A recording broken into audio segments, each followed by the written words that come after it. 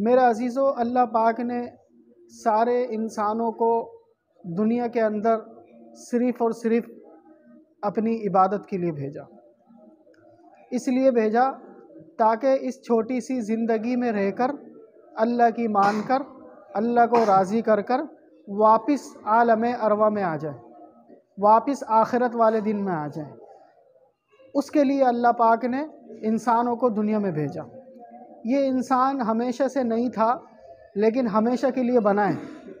हमेशा से सिर्फ़ एक ही ज़ात थी और वो थी अल्लाह की ज़ात, जो हमेशा से है, हमेशा रहेगा। इसके अलावा कायनात में जितनी भी चीज़ें हैं, ये हमेशा से नहीं थी और ना ही हमेशा रहेंगी। हमेशा रहने वाली ज़ात सिर्फ़ एक अल्लाह की थी, और अब जो हमेशा रहने वाली ज़ात है वो इंसान की है, कि जो हमेशा से नहीं था लेकिन हमेशा के लिए बना है। हमेशा से नहीं था, हमेशा के लिए बना है। दुनिया ही की मिसाल देख लें। दुनिया में अगर कोई इस वक्त 30 साल का है तो 31 साल पहले नहीं था। अगर कोई 40 साल का है, 41 साल पहले नहीं था। 50 साल का है, 51 साल पहले नहीं था। 60 साल का है, 61 साल पहले नहीं था। 70 साल का है, 71 साल पहले नहीं था। 80 साल का है, 81 साल पहले नहीं था। तो वो दुनिया में भी नहीं था, वो दुनिया में भी नहीं था, लेकिन अल्लाह मौजूद। अल्लाह पाक जब भी थे, उससे पहले भी थे, हमेशा से थे, हमेशा रहेंगे। अब इंसान हमेशा से नहीं था लेकिन बना हमेशा के लिए है। जब दुनिया में आया, दुनिया से पहले एक मरहला, एक स्टेशन माँ के पेट से होकर आया। दुनिया में जितने भी इंसान हैं, सिवाय हज़रत आदम अलैहिस्सलाम के, सिवाय हज़रत अम्मा हव्वा अलैहिस्सलाम के, जितने भी इंसान पैदा हुए हैं और हो रहे हैं और होंगे, ये सारे ही माँ के पेट से होकर आएंगे। जितने भी इंसान इस वक्त मौजूद हैं, वो कहाँ से होकर आए हैं? माँ के पेट से होकर आए हैं। माँ के पेट का अरसा अल्लाह पाक ने 9 महीने का रखा। गोया के 9 महीने का सफ़र तय करके हर कोई दुनिया में आया। उस 9 महीने के सफ़र से पहले एक और सफ़र तय करके आए। वो कौन सा सफ़र था? वो था आलम अरवाह का सफ़र। आलम अरवाह में अल्लाह पाक ने सारे इंसानों को पैदा कर दिया। अब किसी का नंबर दुनिया में आने का आदम अलैहिस्सलाम के ज़माने में आ गया, किसी का नंबर हज़रत नूह अलैहिस्सलाम के ज़माने में आ गया, किसी का नंबर इब्राहिम अलैहिस्सलाम के ज़माने में आ गया, किसी का नंबर मूसा अलैहिस्सलाम के ज़माने में आ गया, किसी का नंबर इस्माइल अलैहिस्सलाम के ज़माने में आ गया।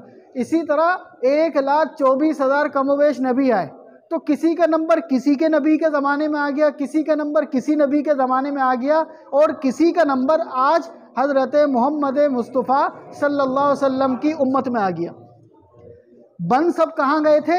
आलम अरवा में। लेकिन नंबर वार किसी का नंबर पहले आ गया, किसी का बाद में आ गया, किसी का बाद में आ गया, और आज भी उसी नंबर से सिलसिला चल रहा है। दुनिया में हर कोई थोड़े से वक़्त के लिए आया, हर कोई हमेशा बाकी नहीं रहा। हमसे पहले जितने भी थे, हमसे पहले बड़े बड़े ताकतवर लोग रहते थे। ऐसे ऐसे ताकतवर होते थे कि इन दरख्तों को उखाड़ के फेंक दिया करते थे। ऐसे ऐसे लंबे कद वाले होते थे कि इन दरख्तों को उखाड़ कर फेंक दिया करते थे। ऐसे ऐसे ताकतवर थे, उनको कोई बीमारी भी नहीं आती थी, उनके सर में भी दर्द नहीं होता था, लेकिन उसके बावजूद भी वो दुनिया में रह नहीं सके। उसके बावजूद भी वो दुनिया में मौत से नहीं बच सके। क्यों मौत से नहीं बच सके? क्योंकि मौत पर किसी का कंट्रोल नहीं है। यहाँ पर किसकी हुकूमत चलती है? अल्लाह की हुकूमत चलती है। तो अल्लाह पाक ने यही समझाने के लिए, इसी बात को बताने के लिए अपने नबियों को भेजा कि जाओ जाकर इंसानों को बताओ, जाओ जाकर इंसानों को समझाओ, तुम भूल गए हो। तुम्हें याद दिलाने के लिए नबी आए हैं, ताकि तुम्हें याद आ जाए कि तुम हमेशा से नहीं थे लेकिन हमेशा के लिए बने हो। तुम सब माँ के पेट से होकर आए हो। माँ के पेट में अल्लाह पाक ने तुम्हारे जिस्म को बनाया है, उस जिस्म से पहले तुम्हारी रूहों को बनाया है, और रूहों को बनाने की जगह आलम अरवा थी। आलम अरवा में तुम सब मौजूद थे। अल्लाह पाक ने तुम सब से वादा लिया। अल्लाह पाक ने पूछा, अलस्तु बिरब्बिकुम, अलस्तु बिरब्बिकुम, बताओ क्या मैं तुम्हारा रब नहीं हूँ? कालू बला, सारे के सारे इंसानों ने कहा या अल्लाह आप ही हमारे रब हैं, या अल्लाह आप ही हमारे रब हैं, आप ही ने हमें पैदा किया है। अल्लाह पाक ने वहाँ आलमे अरवा में इंसानों से कहा, यहाँ तो तुम कह रहे हो कि मैं तुम्हारा रब हूँ, लेकिन मैं तुम्हें आजमाऊंगा, लेकिन मैं तुम्हें देखूंगा, लेकिन मैं तुम्हें परखूंगा, दुनिया में भेजूंगा, थोड़े से वक़्त के लिए भेजूंगा, मुख्तसर वक़्त के लिए भेजूंगा। उस वक़्त मैं तुम्हारे सामने नहीं होऊंगा, उस वक़्त मैं तुम्हें दिखूंगा नहीं, उस वक़्त देखूंगा कि कौन मेरी मानता है, कौन मुझे मानता है और कौन मुझे भूल जाता है। तो अल्लाह पाक ने एक सिलसिला बनाया, एक तरीका बनाया, दुनिया में हमको भेजा। लेकिन दो चीज़ें इंसान के साथ लग गई, दुनिया में इंसान के साथ दो चीज़ें लग गई। एक तो उसके साथ नफसानी ख्वाहिशात लग गई। नफसानी ख्वाहिशात, दिल कर रहा है कोई गुनाह करूं, अल्लाह पाक ने मना फरमा दिया, इख्तियार दे दिया, चाहे तो गुनाह कर भी सकता है, चाहे तो गुनाह से बच भी सकता है।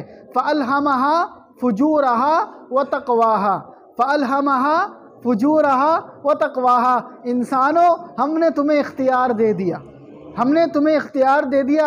अब चाहो तो तुम अपने आप को उन गुनाहों से बचाकर अल्लाह को राज़ी कर लो, चाहो तो उन गुनाहों को करके अल्लाह को नाराज़ कर लो। हम कुछ नहीं कहेंगे, ये इम्तिहान की जगह है, हम आपको परख रहे हैं, हम आपको देख रहे हैं, हमने आप पर नज़र रखी हुई है। शैतान तुम्हारा खुला दुश्मन है, शैतान तुम्हारा दुश्मन है। एक चीज़ नफसानी ख्वाहिशात लग गई, दूसरा पीछे कौन लग गया? शैतान लग गया। अब इन दो चीज़ों का मुकाबला इस दुनिया के अंदर है।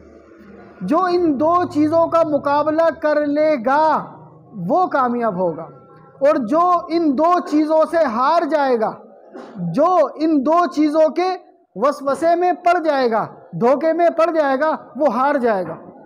मिसाल के तौर पर शैतान हमारे जिस्म के अंदर खून की तरह दौड़ रहा है, खून की तरह दौड़ रहा है। उसने ये ताकत मांगी थी, या अल्लाह मुझे ऐसी ताकत दे कि मैं एक इंसान के अंदर खून की तरह दौड़ूं। अल्लाह ने वो ताकत भी उसको दे दी और फरमाया कि जो मेरा बंदा होगा वो तेरी बातों में नहीं आएगा, जो मेरा बंदा होगा वो तेरे बहकावे में नहीं आएगा। तो अल्लाह पाक ने दुनिया में भेजने के बाद क्या दिया? इख्तियार दिया। दर्स कुरान, दर्स हदीस, इस्लाही बयानात, फ़िक़ही मसाइल और वज़ाइफ़ के लिए मुफ्ती अबू बकर अंसारी के चैनल को सब्सक्राइब करें।